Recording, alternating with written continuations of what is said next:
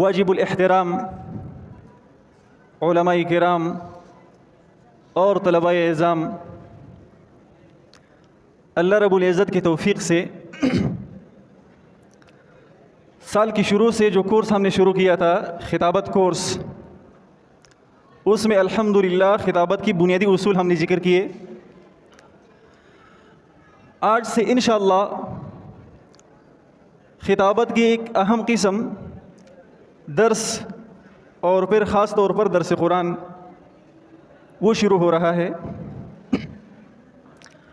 Course کی شروع میں ہم نے کہا تھا کہ خطابت کی 4 قسمیں ہیں موضوع کے اعتبار سے: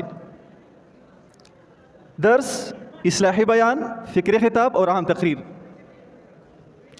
پھر درس میں ہم نے یہ کہا تھا کہ درس کی مختلف قسمیں ہیں: درس قرآن، درس حدیث، درس سیرت، درس تاریخ، درس عقیدہ وغیرہ جو دروس ہوتے ہیں، لیکن سب سے بہترین قسم جو ہے وہ درس قرآن ہے۔ ہم سب جانتے ہیں کہ یہ جو امت ہے یہ داعی امت ہے۔ اس امت کی جو خصوصیت ہے، جو امتیاز ہے، وہ یہ ہے کہ یہ داعی امت ہے۔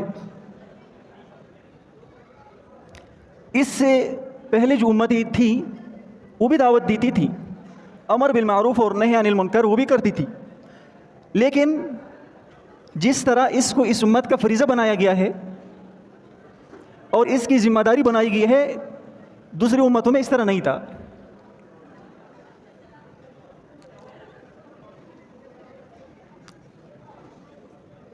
یہی وجہ ہے کہ قرآن میں اللہ نے بڑی وضاحت کے ساتھ یہ مسئلہ بیان کیا ہے، اور احادیث میں رسول اللہ صلی اللہ علیہ وسلم نے بھی اس کو بیان کیا ہے۔ قرآن میں کبھی اللہ رب العزت فرماتے ہیں کنتم خیر امت اخرجت للناس تأمرون بالمعروف وتنہون عن المنکر وتؤمنون باللہ، تم بہترین امت ہو، لوگوں کو فائدہ پہنچانے کے لیے نکالی گئی ہو۔ تمہارا کام کیا ہوگا؟